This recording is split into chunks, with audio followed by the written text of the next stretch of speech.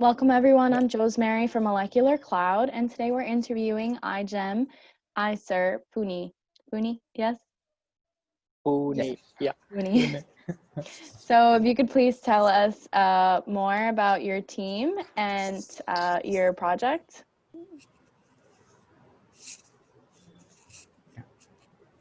Yeah. Uh, so hi, we are iGEM ICER Pune team 2020.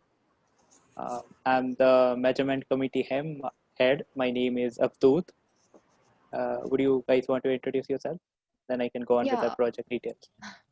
yeah. Hi, I'm Rupal. I am also the team member, and thank you so much for having us here. Yeah. Hello, I'm Gunwant Patil and I'm the wet lab lead for the team. Hello everyone. I'm Anant Rao. I'm the dry lab head of IGEM ISO Pune 2020. Glad to meet you guys, and yeah, let's get started. Yeah. Uh, so while we were deciding on the project topic for iGEM, we were essentially inclined towards therapeutics, and we realized that malaria is a very crucial and critical disease that is being widely studied in especially the subtropical regions, and India is a big victim of malaria especially. So we thought of thinking of some frugal ways to tackling malaria, at the same time using synthetic biology to tackle the problem. And so we came up with an EDTA approach, which is for eradicating malaria. We thought of having diagnostics, therapeutics, and awareness. So for the diagnostic parts, we thought that if we could build a kit that could help us essentially diagnose malaria with a very cheap cost, or essentially a frugal way. Then for the therapeutics part, we decided to come up with a drug library. So we all know that antibiotic resistance is a very huge factor that is strengthening the Plasmodium bacteria. And with extensive use of antibiotics, the Plasmodium is getting stronger and stronger. And a point will come when we will have achieved the highest peak of the infectious, and we won't have any countermeasures to tackle.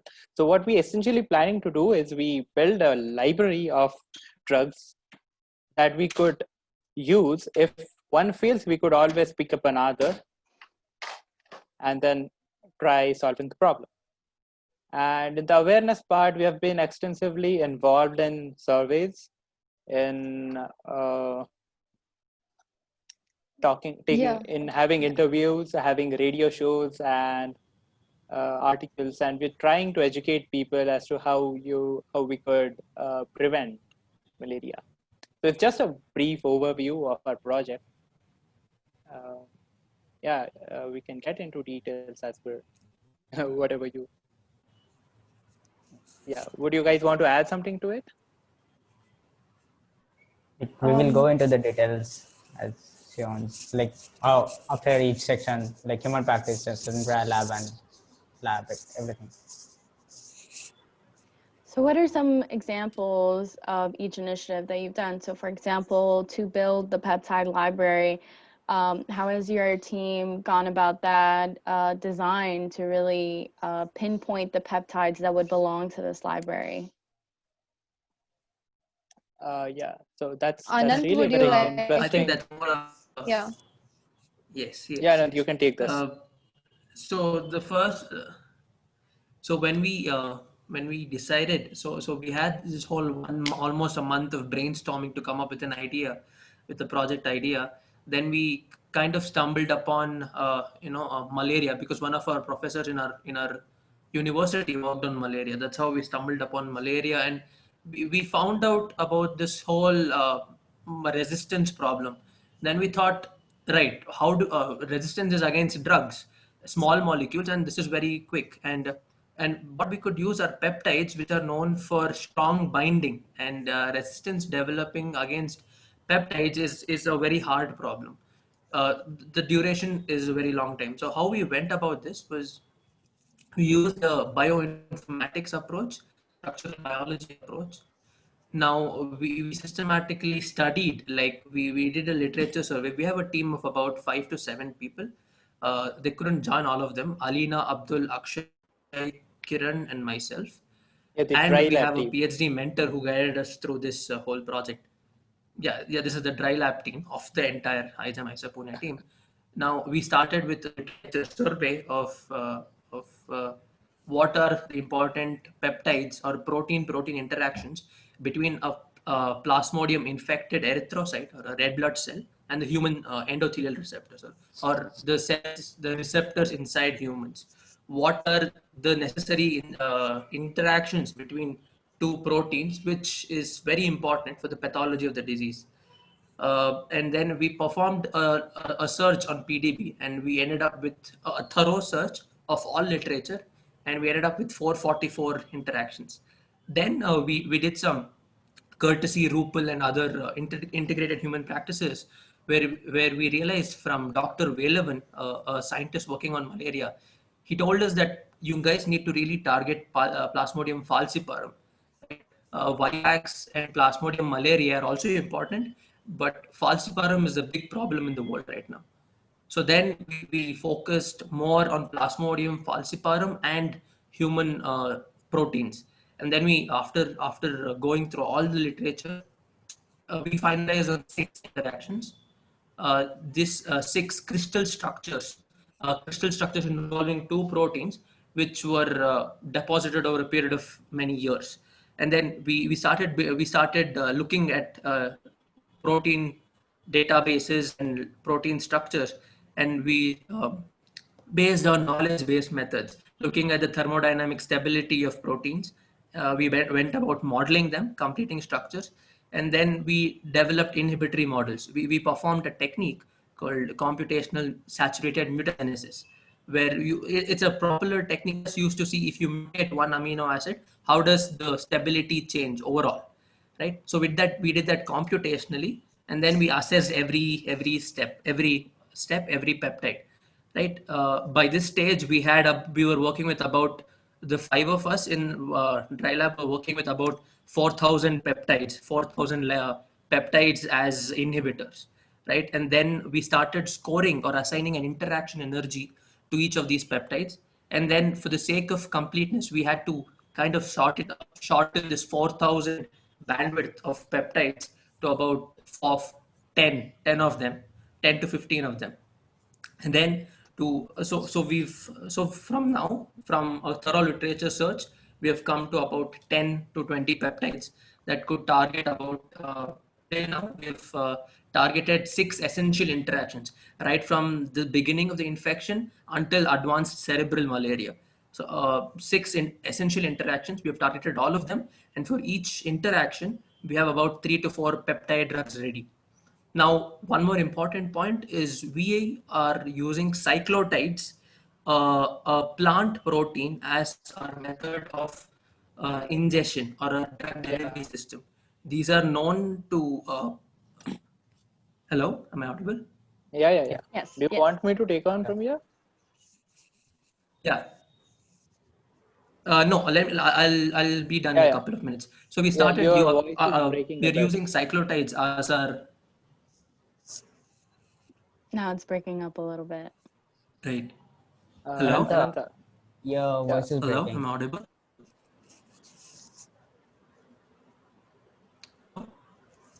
Hello. Yeah, You're we can't slightly hear you. There is a breaking. We can thunderstorm hear you. here right Yeah. now, so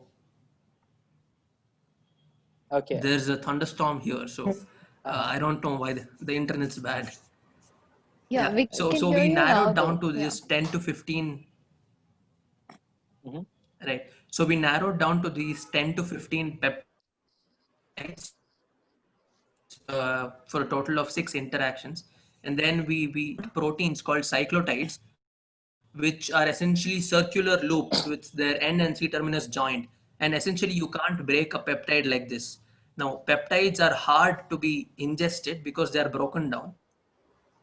And with cyclotides, you can't break them. So our plan is to graft these peptide inhibitors within these cyclotides and then give it to patients and see how that works. And after this, we've performed something called molecular dynamic simulations to assess if the peptide really binds to the protein, or if it binds, how strong is the interaction.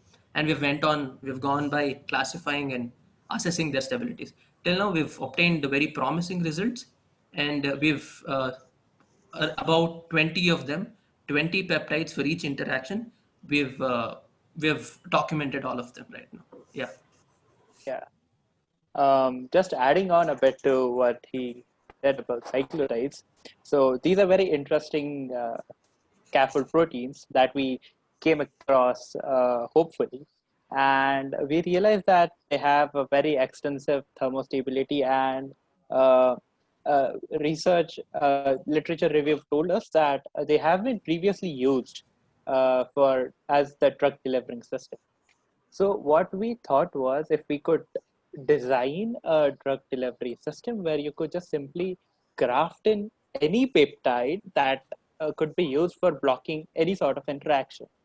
And with that aim in mind, we designed a few biobricks, which are essentially just constructs made from simple elements with some inteins. Now, specifying on what an intine is, it's just a sequence of DNA that helps you circularize a protein. Using those elements that were previously available in the registry, we built this construct where we have a setup ready. You just need to simply create your own peptide and choose whichever interaction you want. And you can just simply design the peptide using the steps followed by the TriLab team, and then graft this peptide in the ready-made construct that we have built. And ultimately, you get your peptide sequence grafted in the cyclotide, in the sixth loop of Calatrava. And then it's ready to be delivered to the people. You just need to perform the interaction check. That's it. So this is something we believe that we have achieved. Just that we need to confirm our hypothesis with the experimental results, which is currently being done. And that is why our wet lab head is not here because he's working on it. We are hoping that we get the results in a couple of days. Right. I wanted to. Yeah, Rupal, go ahead. I wanted to talk about diagnostics for a while. Yeah, you can go ahead. Yeah. No, I think you can go ahead with diagnostics. Right. Okay. So as Avdut mentioned in the very first segment, that we want to do therapeutics and diagnostics. Now, the current problem with malaria diagnosis is it is very laborious. Now you have two kinds of diagnostic methods. One is the classical blood smear test, where patient's blood is taken out and looked at under 100x magnification in a microscope. The other one is an antibody test, a rapid antibody test, which is known to give errors over time, and it's not very reliable. Now the problem is in areas which are which are not accessible to hospitals and experienced staff. You don't have good diagnostics. You need good equipment for blood smear images, the current gold standard. You need specialized technicians who will look at them and classify them. Now, the approach we wanted to take was, we wanted to minimize the human error everywhere in every aspect of diagnosis and make it cheap. And the solution we thought was to use modern software. We thought of building a software which uses artificial intelligence, which is able to look at a blood smear image and then classify it. So how we went about this was, we designed an entire end-to-end pipeline, right? So we found out from Dr. Manu Prakash from Stanford University, where he has built. So we built upon his work. We built two devices two physical devices called a foldscope, which is used to magnify a Okay, red blood cell image. technically, Anand, Yeah. just correcting. It's something. I mean, it's a very widely used patent of Foldscope that was developed by Manu Prakash, and we are currently just modifying it in such a way that we can increase the magnification and the resolution of it. Right. Our contribution to Right. it is that we have built our own software which we could use to test if the patient is infected or not. Anand, you can Right. tell the Right. details So of the we have a software. foldscope, we have a paper centrifuge, and we have a complete end-to-end deep learning system. Now, we found out that in 2016 and 17, about 27,000 blood smear images of malaria-infected patients was taken, blood smear images, and that was classified by an expert. Now, what our computational team did was we built a whole deep learning system where we trained a deep learning model, which is called a convolutional neural network, to classify these images. And now we have the model ready, which has an accuracy of about 97%, a test set accuracy of 97%. Now, the important point in medical diagnosis is you need to have a very little false negative rate, and that is very hard to get with these deep learning models. So we had to tune a lot of parameters, and we have achieved about 97%, which is technically very good. So our aim is whenever anyone wants to do any malaria diagnosis, they can get their blood smears done with the Foldscope and paper centrifuge in maybe 5-10 minutes, and then just send the images via a phone app, a mobile phone app, or a web app, and our model directly gives the result in 5 seconds. Right? So earlier you had to send your blood smears to labs, and the labs will have technicians available on specific days. They will come and look at your images. Right now, the app will look at your images and classify them in 5 seconds, delivering both speed and accuracy at the same time. Yeah, so essentially, it is definitely a good tool for a preliminary check if the person is infected or not. Currently, we've been working on increasing the resolution of the Foldscope, and our software is more or less ready. We just need to compile the things properly and develop a set of protocol and the kit, because you know that if people would go on making their own smear, it's very difficult to guide people as to how to create a smear, and the I mean, infection rate and AIDS and all are the things we need to, especially the biosafety is something we need to take into consideration before setting up the protocols. So we're just trying to develop something user friendly. At the same time, it should not play with the accuracy of the software. So our concentration currently is making it as user friendly as possible, at the same time keeping it accurate. Yeah, so taking that forward, I would like to say, as a part of our integrated human practices, we've contacted PHC workers, the primary healthcare workers, and we'll provide them with a manual for our diagnostic kit, so they can try it out and suggest changes if there are any, so we can improve upon our diagnostic kit according to what they feel like. Yeah, so that's also something that we are currently working on.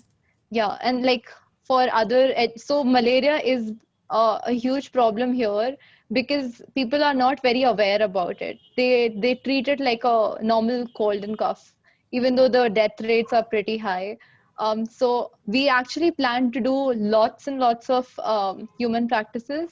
So for that, we had a webinar also for like some 6 to 8 standard kids, in which we taught them about and like got their inputs about what they know about malaria and how to take precautions and things like that.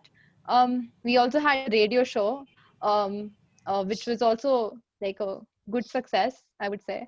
Yeah. Yeah, and we had a survey in, I think, 14 different languages, which were like vernacular languages of India, so that it could reach the maximum audience as possible. Yeah, and yeah, that's it. Yeah, we're still working Gunwant more, but would, the pandemic yeah, has we plan, we hope restricted that we us. can reach Yeah. more people, but yeah.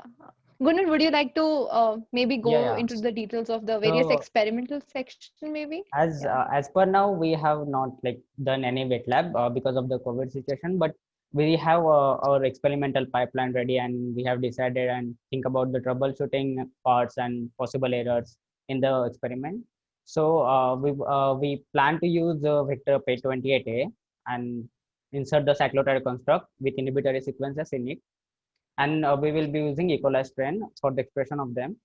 But this is like if expression is successful and then we have the drug ready, then we also need to check the efficacy for the drug and verification of drug. So we have planned various assays for that also. So one of them is a solid phase protein interaction assay, which is basically to check the if our inhibitor is actually binding the parasite protein and inhibiting the reaction. It's a primary assay. If we are successful in that, then we will move to the next assay, which is half maximal inhibitory concentration assay, which is commonly used in pharmaceutical research to check the potency of drug. So this take like at what drug concentration you are getting 50% reduction in parasite growth. Then and third, if like we got good results on this also, then we plan to take the RBC invasion assay, which will check again the potency of drug, but with particularly to the Plasmodium falciparum. So if we can get the experiments done in time, we can check the Yeah. drug. And So it's essentially, you see, there's a big, quite a bit of big pipeline Yeah. for testing the drug efficacy in the end. And during this journey, I mean, several people have, I think Dr. Gambo has guided us for the therapeutic part. Oh, hi, our wet lab leader is, oh, the No, our team team leader is lead here. is Hi, here. Chinmay. Hi guys. Well, So yeah, it's a big journey to go before we achieve the final target that we have planned for. But we're doing good.